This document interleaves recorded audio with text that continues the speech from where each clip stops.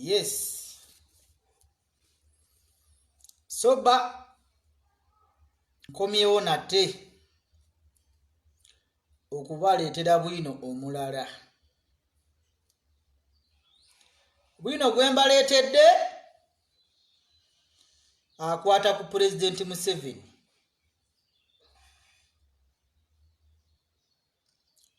Bwino gwe mbaleetedde akwata ku Pulezidenti Museveni. N'olwekyo gwandaba kati sharinga vidiyo eno nguwe bwino gwolina okumanya omupya ku Pulezidenti Museveni. Ffe ebintu bino tubyogera, twasazeewo okubyogera muli tujjukira mu myaka egy'omu maaso nti waaliwo omusajja nga bamuyita Soba yayogera bwati ne bwati. Kati gwali eyandaba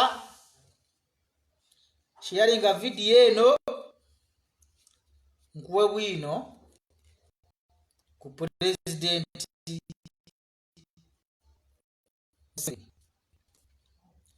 Pulezidenti Museveni yani?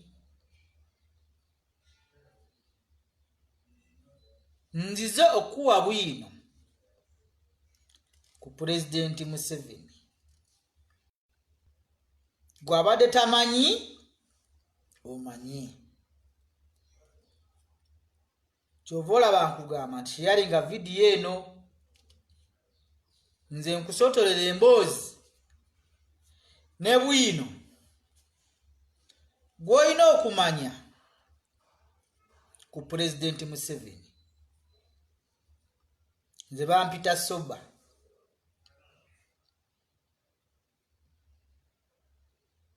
So sharinga vidiyo ngenda kutandika. Sirina budde bungi. Vidiyo nyagala gikolerera eddakiika 3. Nve wano. Gwategedde ojja kuba otegedde. Sharinga vidiyo muyite bannammwe. Nze mbawe bwino gwe mulina okumanya ku Pulezidenti Museveni, Pulezidenti w'eggwanga lino. Mutabani wa Amos Kaguta Yoweri. Gwe nzize okusomesa leero nkuwe bwino otegeere. N'olwekyo sharinga vidiyo nze nkuwe bwino.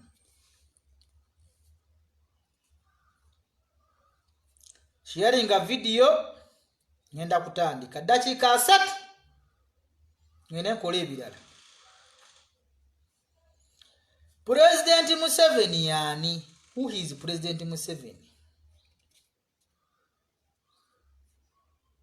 Sharinga vidiyo kuwe bwino gwolina okumanya ku Pulezidenti Museveni. So ntandika ne bwino Pulezidenti Museveni gwolina okumanya. Kubanga toyinza kwenganga mulabewo nga tosoose kumusitadinga na kumupima na kulaba maanyi ge gavaawa era amaanyi ge genkanawa.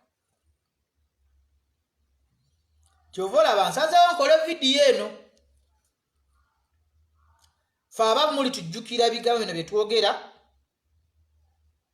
mu mulembe ogulijja mu maaso. Naye nze baleetedde bwino ku Pulezidenti Museveni. Kati ntandika. Vidiyo ya dakiika 3. Nve wano. Ekisooka nkugambye nti tosobola kweŋŋanga mulabewo abalwanisa Museveni abaagala omulwanisa nga tosoze kumupima kumutegeera yaani kye tuyita okustadinga enemy lines. Okustadinga enemy lines nti ostadinga omulabewo. Ne Bible egamba nti teri kabaka asobola genda mu lutalo kulwana na kabaka mulala nga tosoze kupima maanyi ga kabaka oli omulala. Kakati bwino yono wammanga fe abamu muli tujjukira ebigambo bino bye twayogera nego omusajja oli soba yayogera ku President Museveni era yayogera bw'ati. Kakati ntandisi turasaze tuveeyo tubasomese ebintu bino. Tosobola kutegeera President Museveni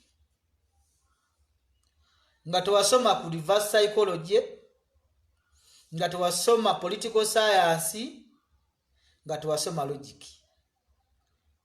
okusobola okutegeera enkola ye ey'ebyobufuzi. Kati mbabuulira the President Museveni is a revolutionarist.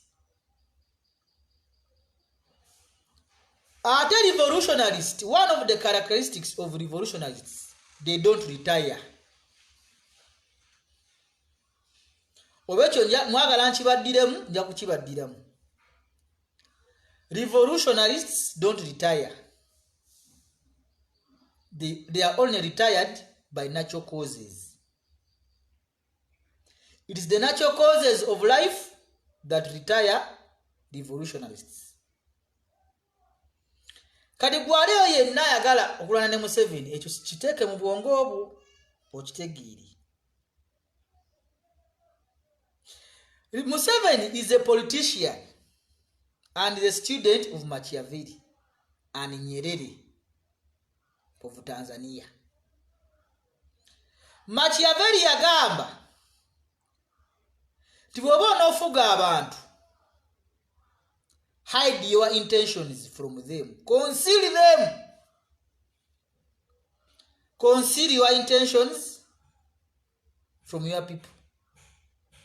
You must have the ability to manipulate and conceal your intentions to them. Awujja kusobola okufuga. Oyo Machiavelli eyabisomesa ebyo myaka nga 12 emabega. Kakati tosobola kulwana na mwami Museveni nga tosobola kumutegeera yaani era power ye agijjawa. Kakati nkuwa ebyafaayo bya mwami Museveni. Okumutegeera obulungi tandikira mu buto bwe bw'oba obadde ojja ogoberera ebyafaayo bya mwami Museveni okuva obuto bwe. Nalabye wano video Kanale gye yakoze ono mwana wa NBS. Yes, teyavuddeyo bulungi nnyo ng'era omwana namulabye ng'atidde body language ye kugamba wabadde wetaagawo more experienced journalist eyandisobodde okusobola okumubuuza ebibuuzo ebi naye katugende n'ekyo kye twalabye. Kanale mugume mu interview gye yakoze eya Museveni, nze nga eyasoma ebintu ebyo nakoze okunoonyereza okwange era n'enzuula mwami Museveni yaani. Kati gwe tuula eyo sharinga video nze nkutolere mwami Museveni ojja kutegeera ebintu bino otegeere ekyokukola n'okwetegeerera. Era ky'oba olaba mpokana ne Bobi Wine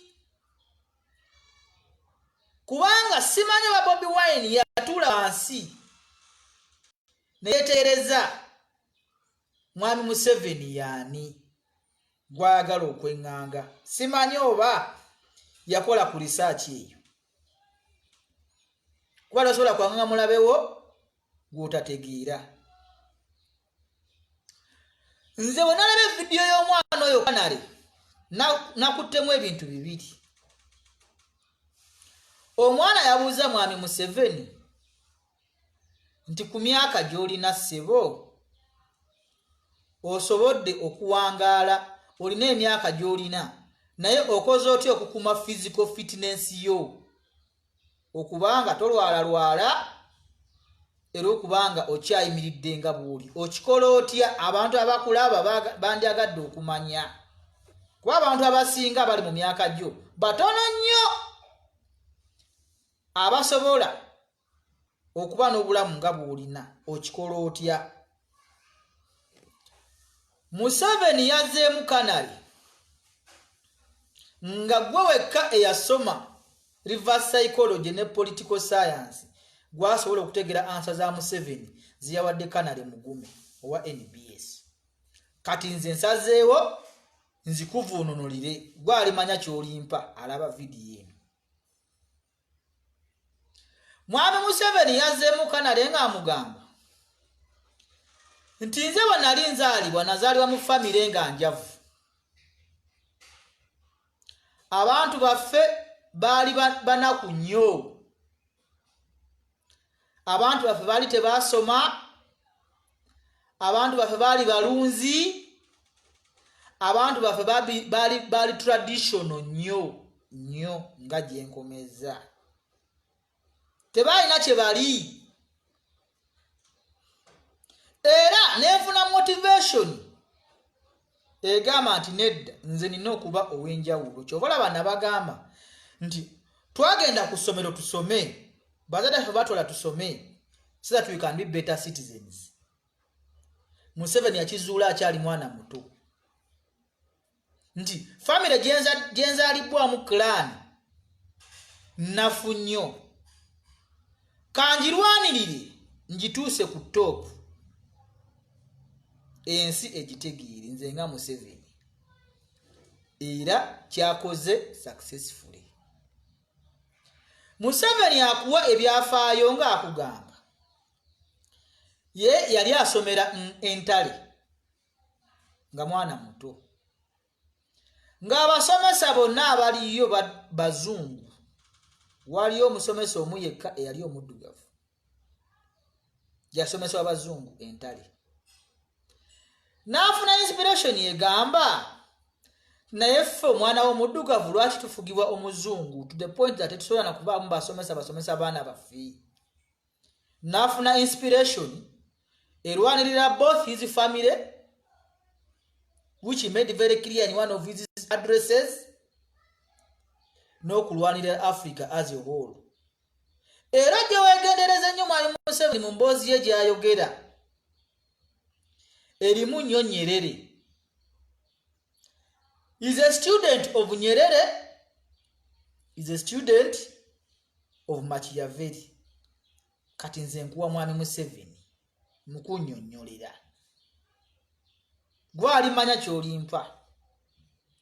Mwami Museveni afuna inspiration ng'omuntu yenna, era addamu Kanali amugamba nze bwe nafuna ebintu ebyo nga bye nina okulwanirira nasalawo to live a purposeful life. Yakise life of purpose. Nsobole okwachivinga goals ezo ezaali zinnuma okuva obuto bwange, ez'okwerevetinga family yange n'abantu abalala abaddugavu. Era Museveni n'asalawo tanywa mwenge, tali mu byabwenzi, kufa siriimu. The man is always sober. Kati nze mbabulira ensonga lwaki nasalawo okuwagira Museveni.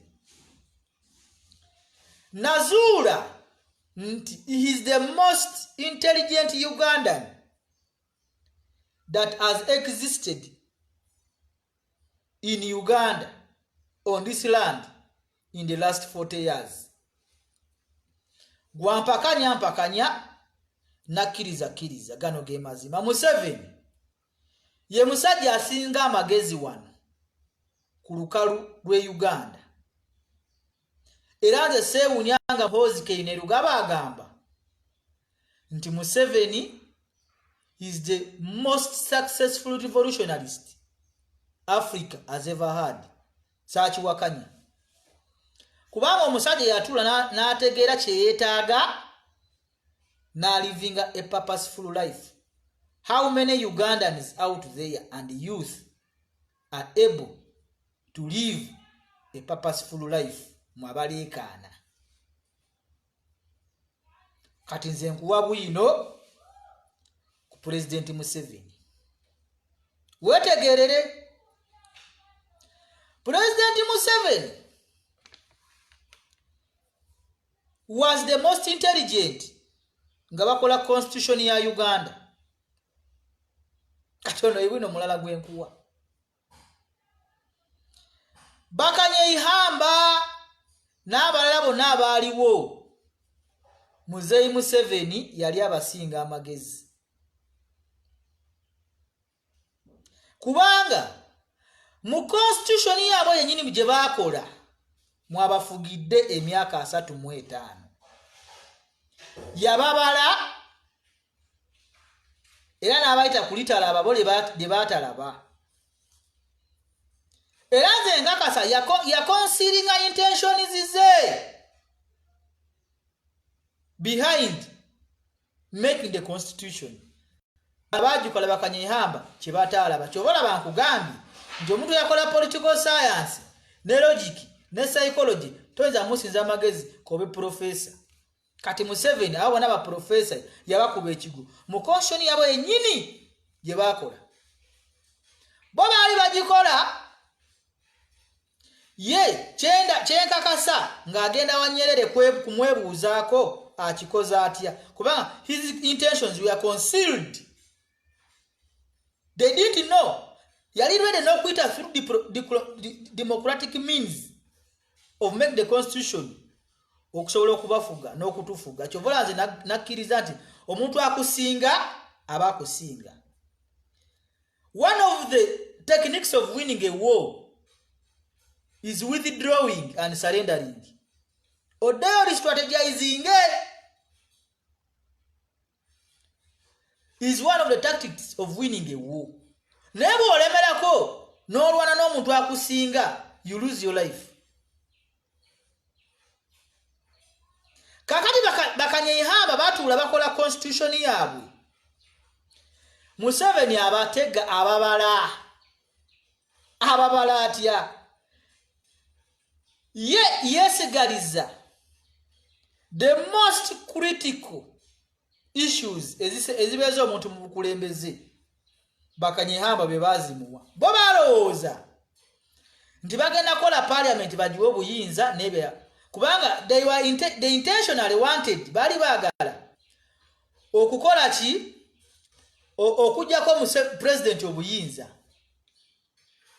kye bataabala bulungi. Kakati ye Museveni yalina agenda ye gye bataamanya nti nze biki bye neetaaga mu constitution ate nkakasa ebyo Nyerere yabimuwa. Jukira nti Tanzania erina a lot of influence on Uganda's politics. Mwami Museveni yafunanga advice from Nyerere, who is his father in politics. Ye yamanya yamugamba nti gwe genda kasaba kola flexible constitution. Oja kuboba mazi. Gwe making sure nti bakola flexible what? Constitution esobola okukyusibwa. Kakodio number 1. Museveni we yabalira n'asinga aba professor bonna. Political scientist. Mujukira nti politics wano ne law. Asinga mwana mu East Africa University Dar es Salaam. Ero jole balo yabasinga abakadde abasomera ke Dar es Salaam. Ewa Nyerere. Nyerere is the father of Museveni's politics. Kati bano bakola constitution nga waliwo bye bataalaba. Kati bakola constitution nga eri flexible. Awo muzeyi n'abayitako. ne bakola constitution ne bamuwa obuyinza okulonda IGP, okulonda chief justice, okulonda electoral commission yonna. Kati bamala okumuwa obuyinza obwo ye namanya nti katimba mazi, kubanga you cannot bite a hand that feeds you. So mwami Museveni awo yawangulira mu kukola constitution. Kaka toyinza kulonda IGP n'atakola by'omugambi, kuba obuyinza omulonda buli mu mikono gyo n'obumusaakinga. Toyinza kulonda Inspector General of Government n'otamuditegeera kukola.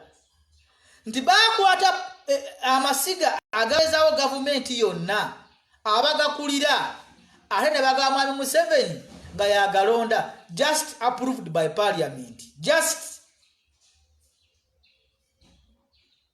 kati awo nawo n'ababala. Kakati bakanyehamba babali bakola constitution bote baamanya nti omuntu alijja mu parliament nga ina thirds majority, ekyo tebakimanya. Bo balowooza nti omuntu yenna aligenda nga mu parliament aliba from a civilized society, aliba mutegeevu. Tebakirowooza nti omuntu asobola okugenda mu parliament ng'agendeddeyo ku ssente, ng'agendeddeyo ku kulya. Tebamanya nti omuntu asobola okuhuduwinga public n'ayingira parliament nga mujega. Kyova olaba abantu waliwo ne bana abayimbi ne bakomediani, ekyo bakanyehamba bakola constitution tebaki providinga for, tebakimanya. Era tebamanya nti bana parliament aliba wa Kibogwe, nti abamu baliba ba Kibogwe kumpi abasinga. Ekyo bakanyehamba tebakibala. Tebabala nti politician nti sente zirikola mu politics, nti omuntu asobola okukozesa sente n'akwata bona ba MP ne bagenda ku side ye. Ekyo bakanyehamba teyakibala nti ba MP bali ba Kibogwe.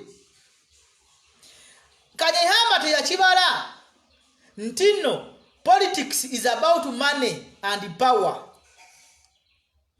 and maybe numbers, because money can win you numbers. Bwe bali bakola constitution tebamanya nti money is the master of politics. Money and power, ekyo Machiavelli nakyo yakyogerako. The politics is nothing but money and power and retaining it, which Museveni is successfully doing. Kakati gwe aliyo yalowooza nti revolutionary ajja kuvaako, olimba. Revolutionaries tebavaako naturally.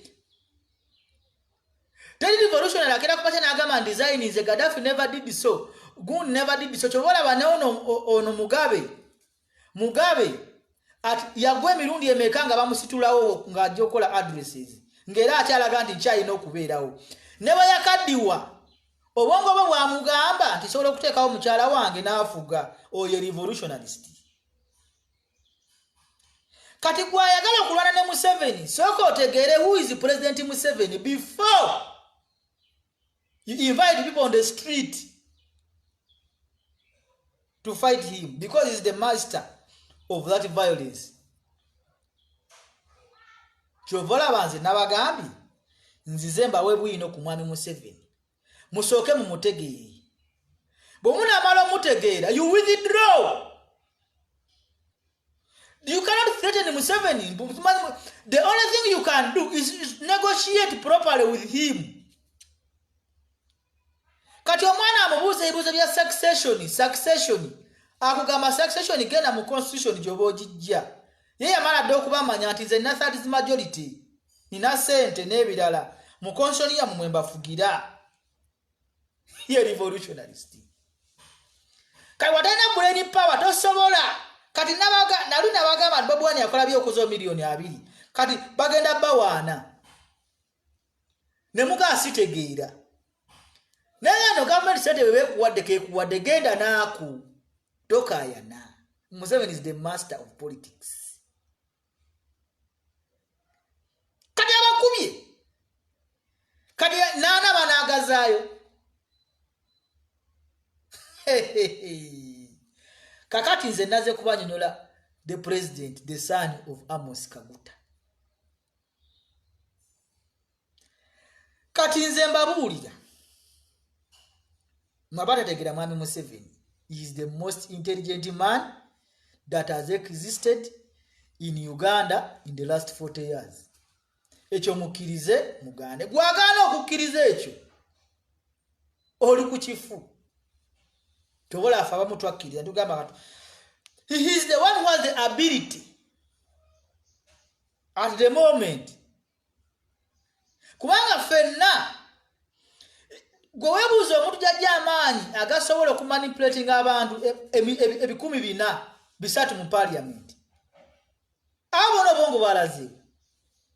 Leero ne muyisa motion eya displeasure.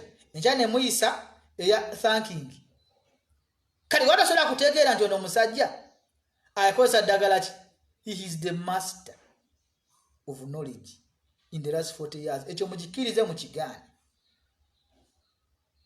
Kakati nze mbadde mbawa Mwami Museveni ya considering intentions ze baba bakola constitution ne bamuwa obuyinza bwo kugikyusa if it is a flexible constitution ne bamuwa obuyinza obwokufuga obwokulonda abo n'aba IGP, Inspector General of Government, Chief Justice, Electoral Commission. Kakati gwe mbuulira, how can you bite a hand that feeds you?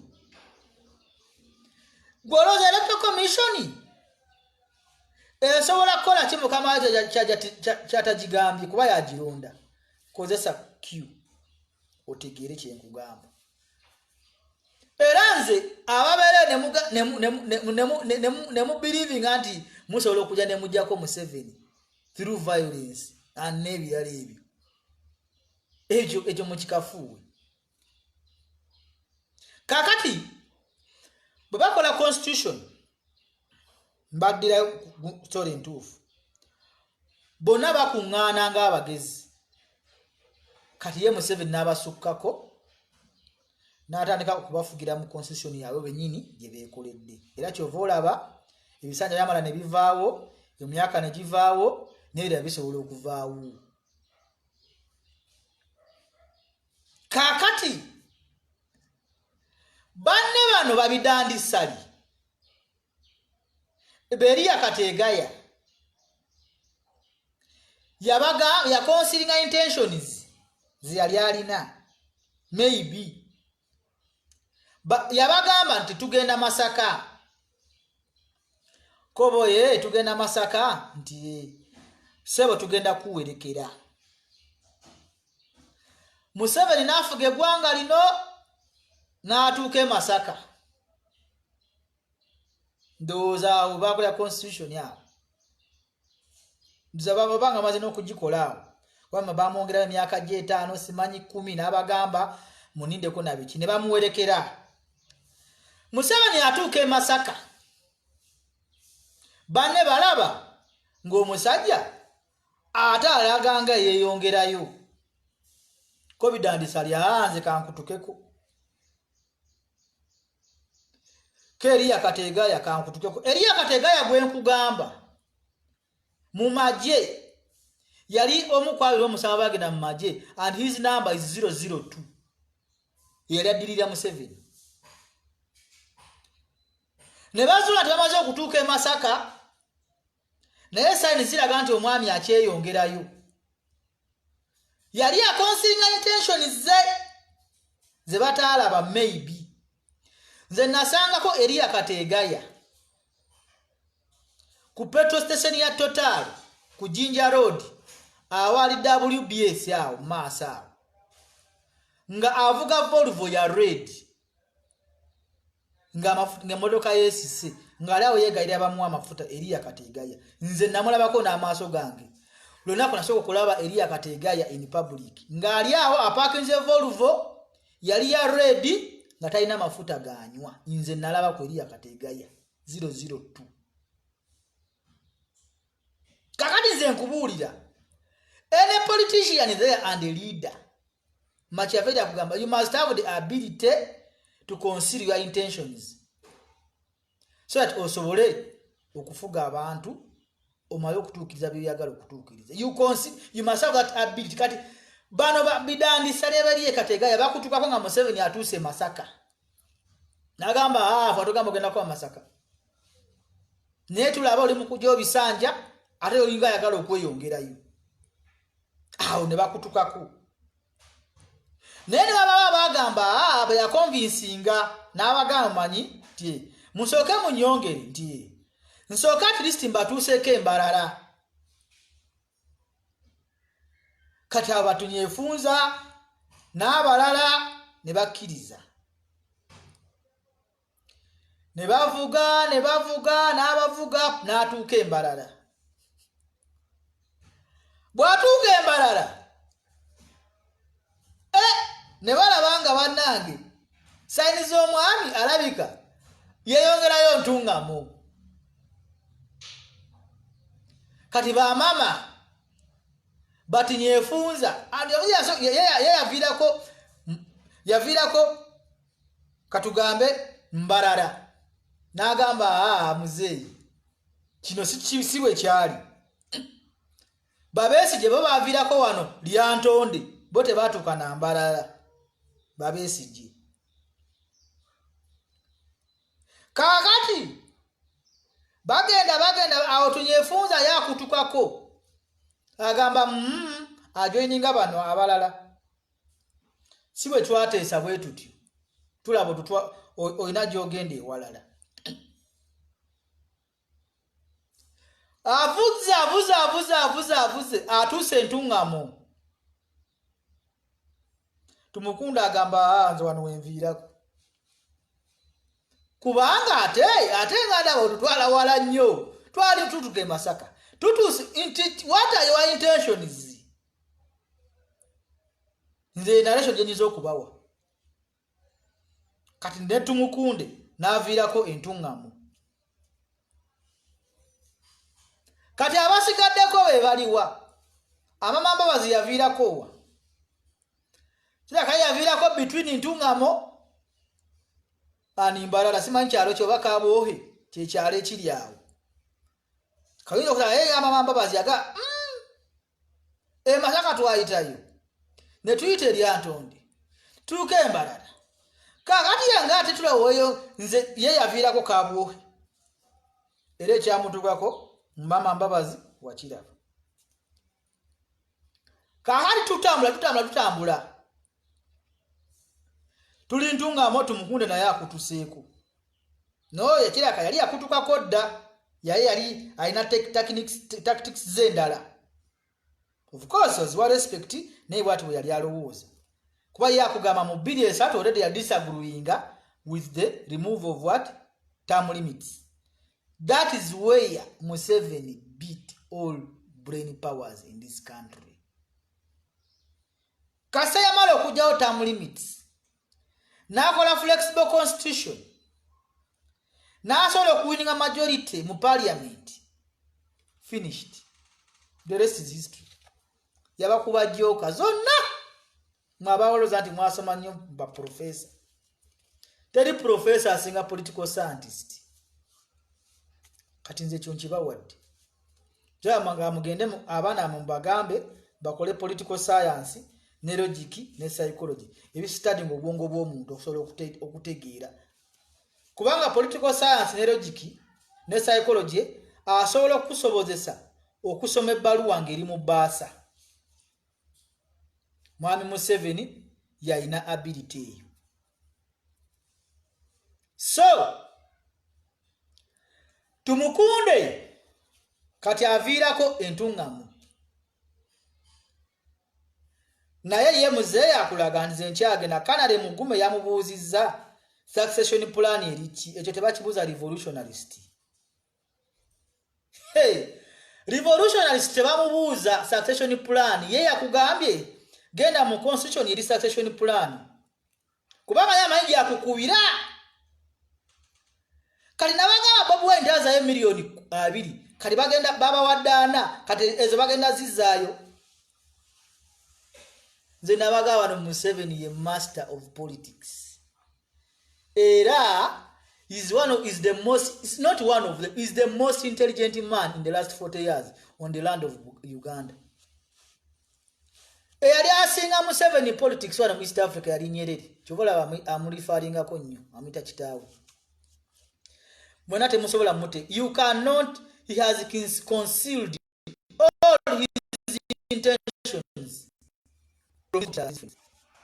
Kati oye revolutionist ye leader. Tomanya his next card. Era tomanya chicha zako.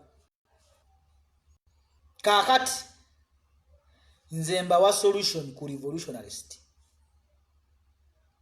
Era kano bano owentusewe wakulu ennyo.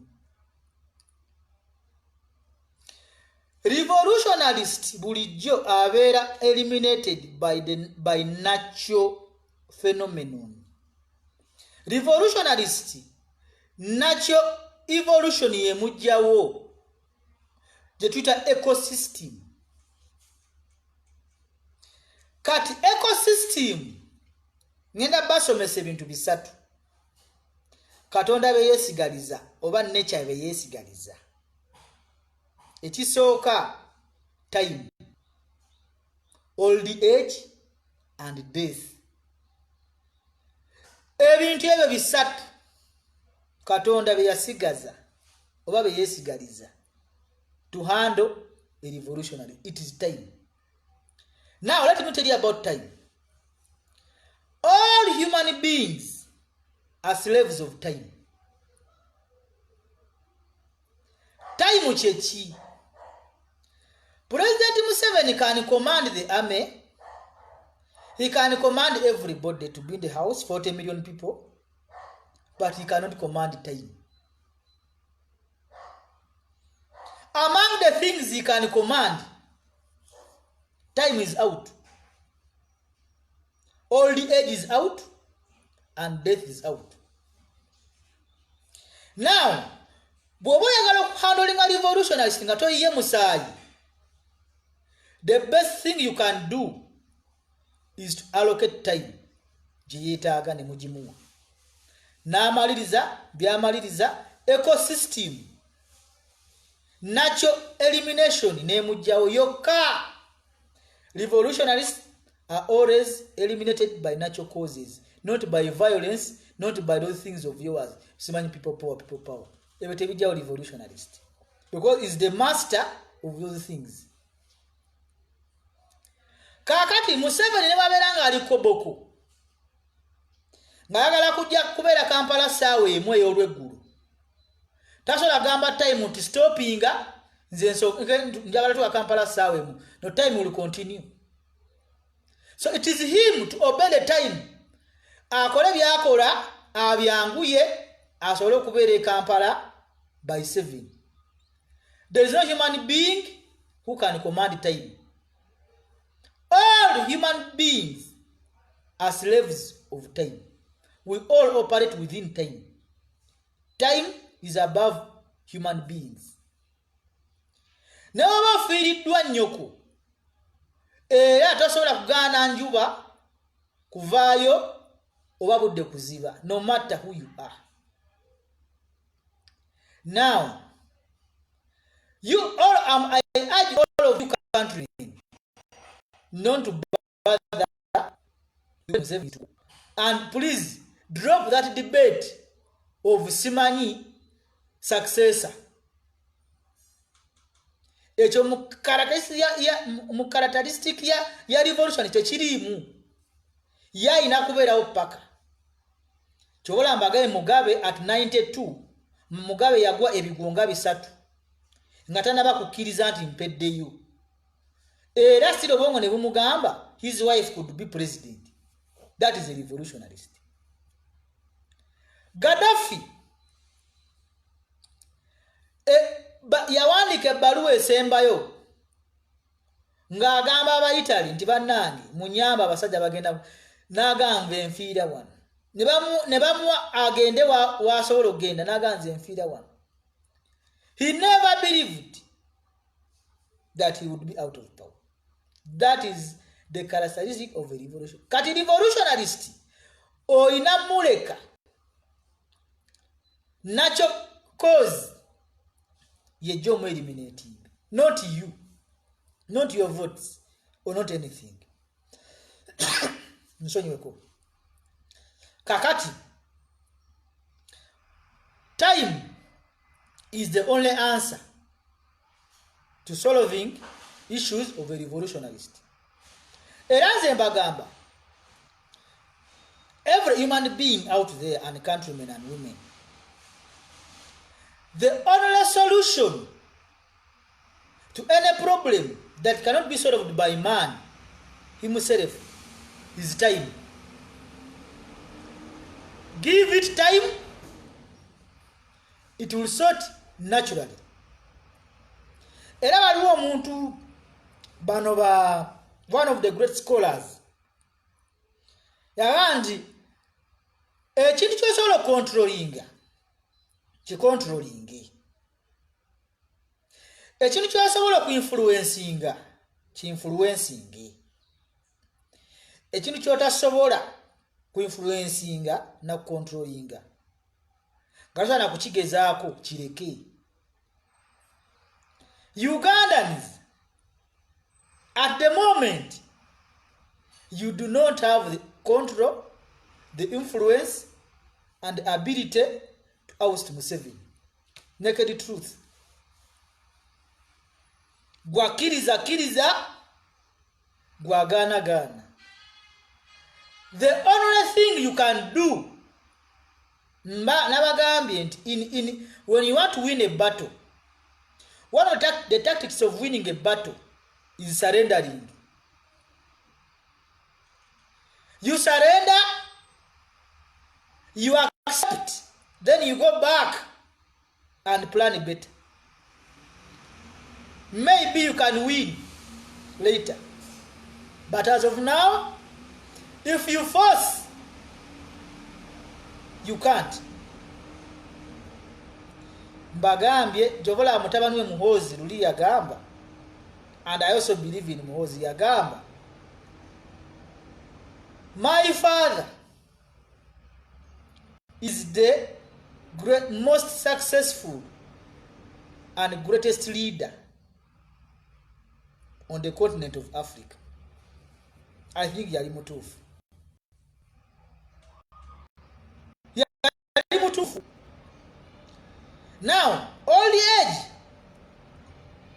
when you look at Muzei, naturally, yes, you can do the press-ups, you can do everything. Now, definitely, whatever it at time, old age, and those natural what? Itasobola kukkiriza ezo Katonda yazesigaliza. Kati gwe no muvubuka ali eyo, concentrate on things that are going to make you get out of poverty. Politics will find you later. Binebe kubeera ku makubo Bobi Wine simanyi bichi, it is just bogus. Me, I'm a realist. I'm telling you facts. Omwakusinga nabagamba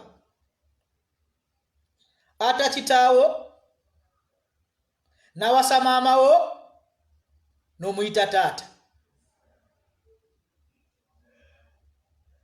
Kati ye mwami Museveni yayina agenda, yagambye Canary movement, I lived a purposeful life because I knew what I wanted. So if you cannot interpret that, then you know chichamu kumutwe. Nakugamba nti sinaba kumaliriza. I have not yet completed those things that I wanted to achieve. Yes, I have tried some, but I have not completed. So the best thing you can do as a realist is to allow and give him the required time.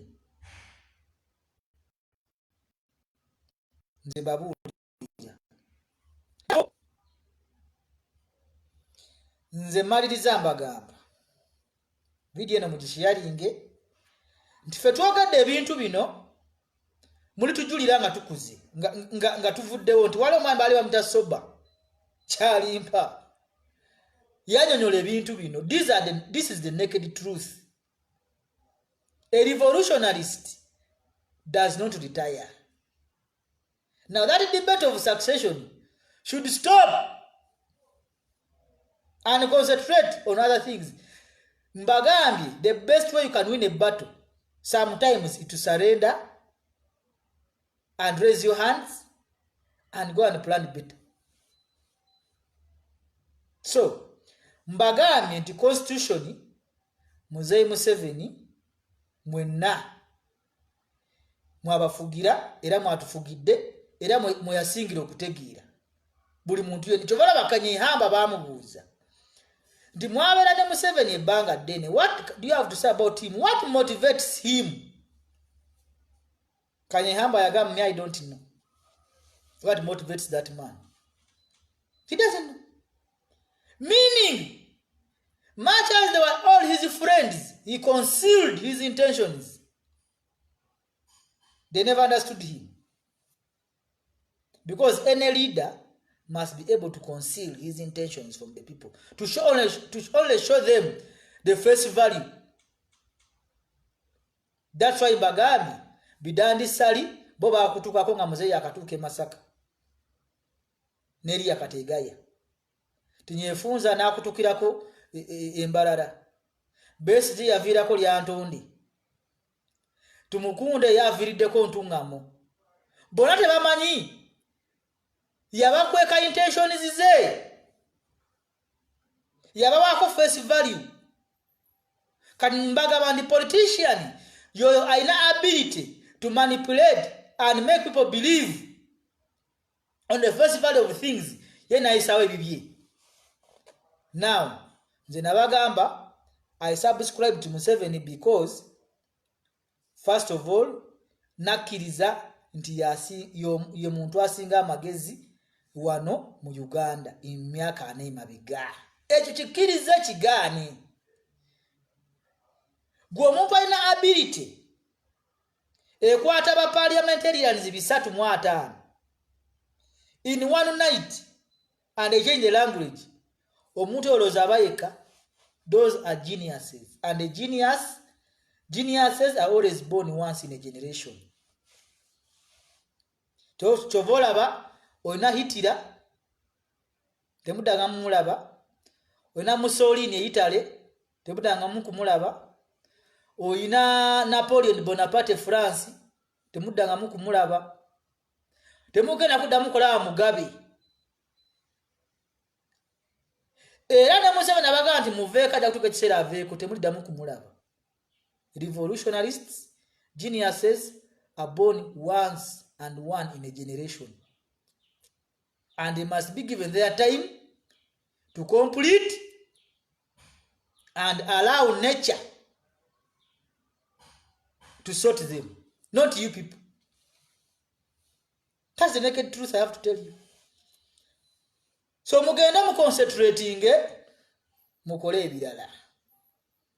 Museveni, yes, at the basic things of life that we need. The peace, the possibility to go and work without being interfered with, the security, byewetaaga for now. But other things, mwagala muja mu ntebe biki, forget. I've been told Bobby Wine has asked for pardon from Kadaga. He went and asked for pardon.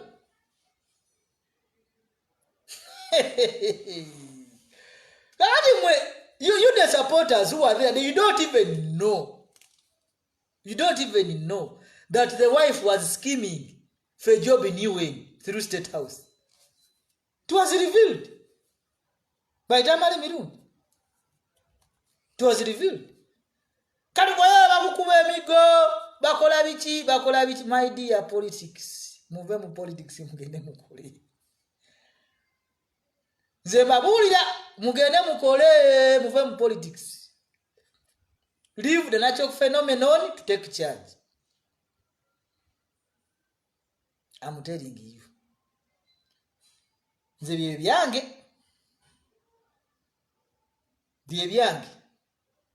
mbagambye. For now, let us accept that Museveni is the leader we have. In fact, Mugamba aveewo. Now I want to tell you, the burning volcano I see in the population of tribalism, sectarianism, worries me. Worries me. So for me, as of now, I'm finishing this video, but I want to tell you that please, first think of what politics is before you make a step. Bye for now.